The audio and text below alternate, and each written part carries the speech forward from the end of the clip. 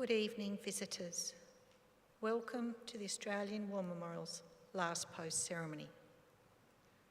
My name is Lexa Peterson, and joining us today from the Royal Australian Navy is Lieutenant Commander Jed Goggin. We warmly welcome the family of Private Halwyn Wilfred Buttsworth, whose story will be told shortly. We welcome the veterans who have served, those that are still serving, and the families that love and support them. The live stream of this ceremony is made possible by the Returned and Services League of Australia and the RSL and Services Club Association. We welcome members who are watching the broadcast of this ceremony across Australia. During this evening's ceremony, wreaths will be laid at the base of the pool of reflection by family and visitors to the memorial. If you're able, please stand and join in singing the national anthem.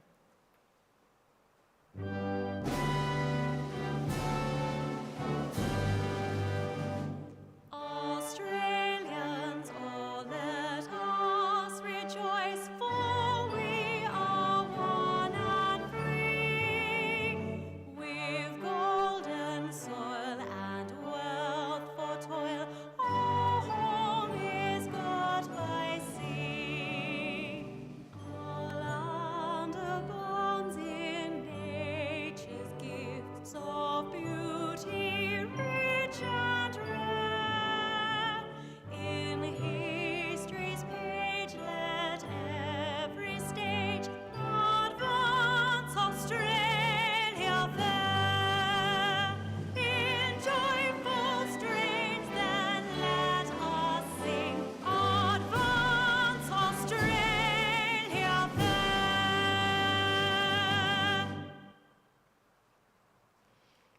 If able, please be seated.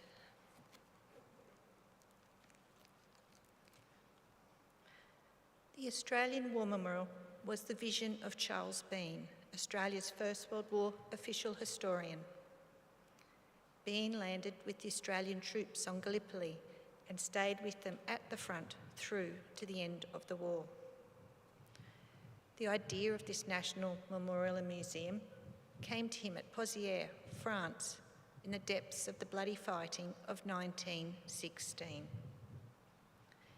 Bean's idea was that this would be a place where family and friends could mourn loved ones buried in faraway places.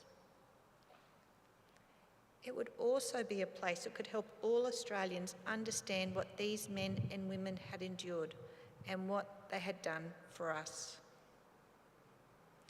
Bean's vision, to which we remain true, is best expressed as inscribed at the entrance to the memorial's galleries. Here is their spirit, in the heart of the land they loved, and here we guard the records which they themselves made. Tonight we will read the story behind just one of those on the Roll of Honour, which lists the names of more than 103,000 men and women who have given their lives for us in war and on operations for more than a century. But first, we present a lament, Flowers of the Forest. Wreaths or floral tributes will now be laid at the base of the pool of reflection.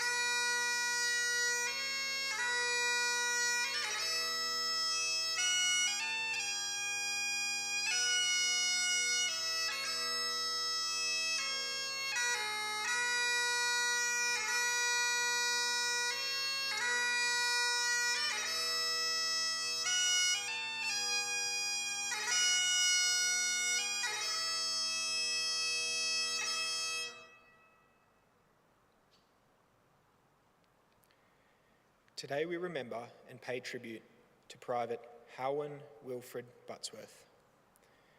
Halwyn Buttsworth was born on the 12th of September 1909 in Launceston, Tasmania. Known as Hal to his family and friends, he was one of 4 children born to Arthur Buttsworth, a school teacher, and his wife Alice. Hal received his education at Hobart State High School and was a keen sportsman, playing both Australian rules football and cricket throughout his youth. When he finished his schooling, Hal went to work for the Commonwealth Bank, whilst also pursuing a sporting career. In 1932, he was transferred to the bank's head office in Sydney, where he continued to play both cricket and Aussie rules. In the course of his work, Hal met Ella McLeod, who also worked at the bank in Martin Place. The two quickly fell for one another and were married in the suburb of Ashfield in November 1939, shortly after the outbreak of the Second World War. After their wedding, Hal and Ella relocated to Canberra, where he'd been transferred for work. Making their home in the suburb of Reid, Hal continued playing sport in Canberra and had an active social life with his wife. With the continued threat of war, however, Hal decided to join the Australian Imperial Force, enlisting in November 1941. He was sent to Dubbo for his initial training, and on completion, he returned to Canberra for final leave with his wife Ella, who was expecting their first child. On the 10th of January 1942, Private Buttsworth embarked for active service abroad. He would never meet his daughter Anne, who was born 4 months later. Buttsworth disembarked in Singapore at the end of January 1942 and was sent to reinforce the 2nd 19th Battalion at Johor Bahru in Malaya. After a period of reorganisation and training, the battalion began withdrawing towards Singapore as Japanese units continued to push Allied forces towards the island. The 2nd 19th was allocated to a position at the centre of the 22nd Brigade's sector on the west coast of Singapore. From here, Buttsworth wrote to his wife, "We are nicely back on Singapore Island. Our crowd were the rear guard for the evacuation, and from our positions, we saw the whole shebang go through us before we beat it ourselves. I must say it was a marvellous piece of organisation. Coming over the causeway, a piper dropped in with us, and the music certainly helped to lift some very weary feet. We are now in battle stations. Our section is on a little knoll in a swamp. At night, the skeets and sandflies have a wonderful time. The tojos come over quite a lot, and at night there is usually some big guns letting fly at something somewhere. We have a permanent sentry duty and odd patrols down in the swamps. At present, we have no access to any towns or villages, so can't get anything. I suppose the communications will be very irregular. We haven't had any mail yet. I suppose it will turn up in time. Well, darling, don't worry over anything. I'm quite okay, and sitting pretty here with a great bunch of chaps. Pat read and regards to your mother, and tons of love for today. Look after yourself, as I love you very dearly, Hal."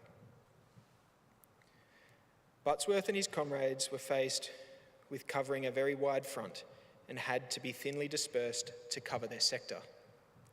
When Japanese forces began landing on the coast of Singapore on the 8th of February, it became increasingly difficult for the Australians to defend their position.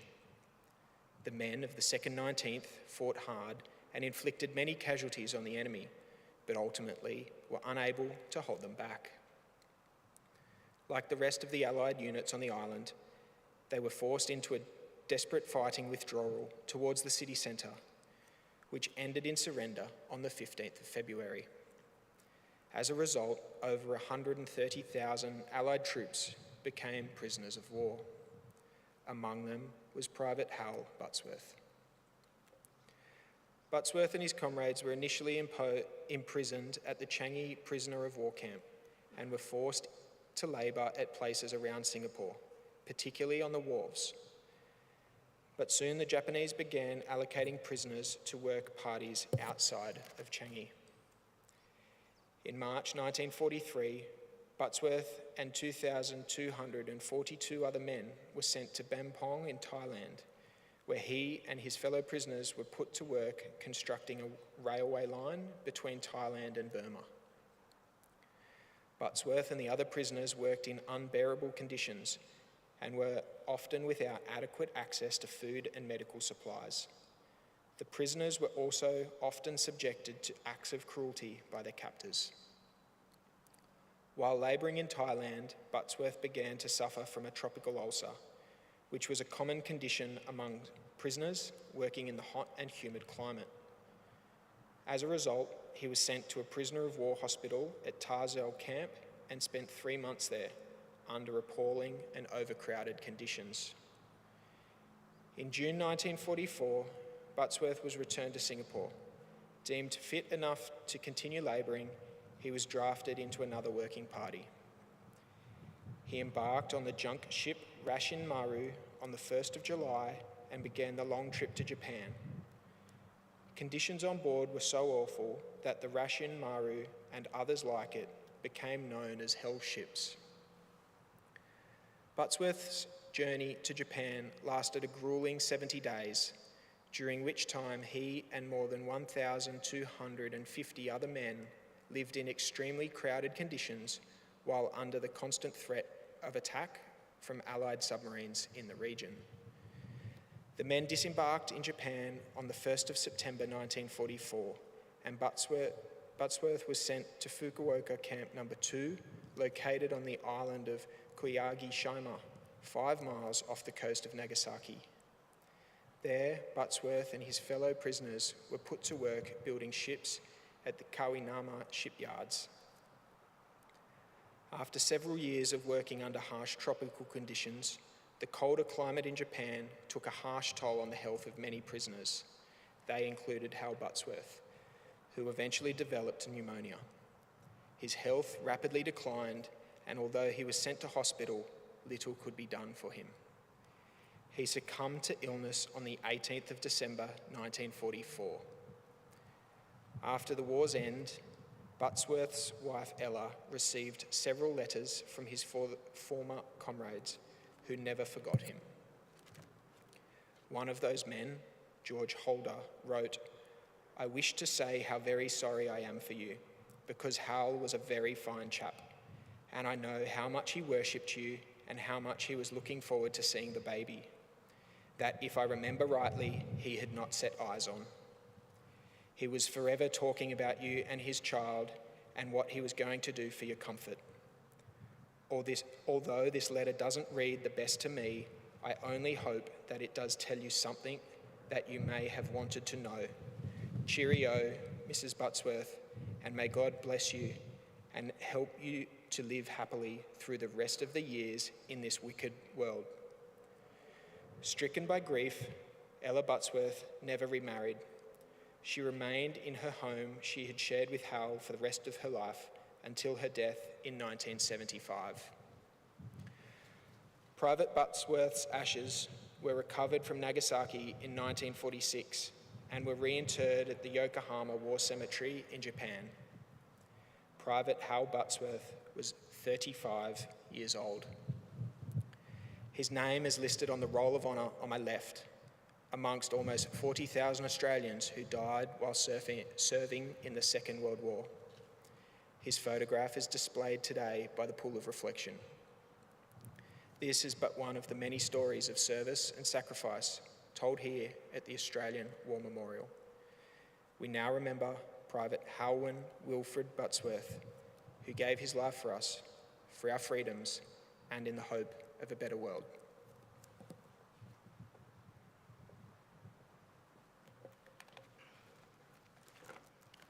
Please stand for the reading of the Ode and sounding of the last post.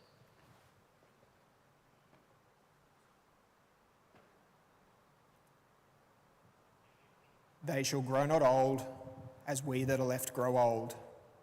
Age shall not weary them, nor the years condemn. At the going down of the sun and in the morning, we will remember them. We will remember them.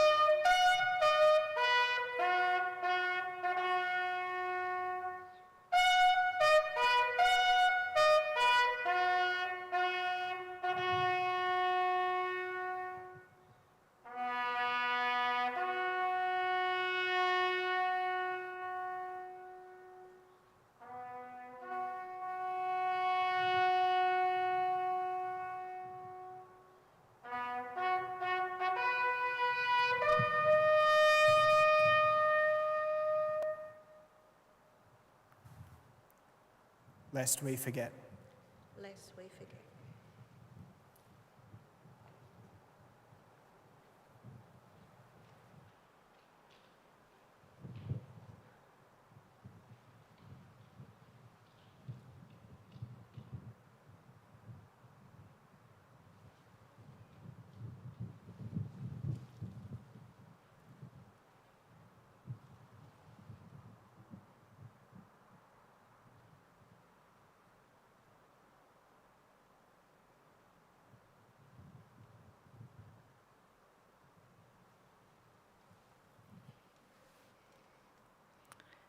We leave you this evening with the words of the memorial's founder, Charles Bean. Many a man lying out there at Pozières or in the low scrub at Gallipoli, with his poor, tired senses barely working through the fever of his brain, has thought in his last moments, well, it's over, but in Australia, they will be proud of this. Ladies and gentlemen, that concludes the last post-ceremony. On behalf of the Director, staff and volunteers, thank you for visiting the Australian War Memorial today and for your continued support during the Memorial's development project. We wish you all a very pleasant evening.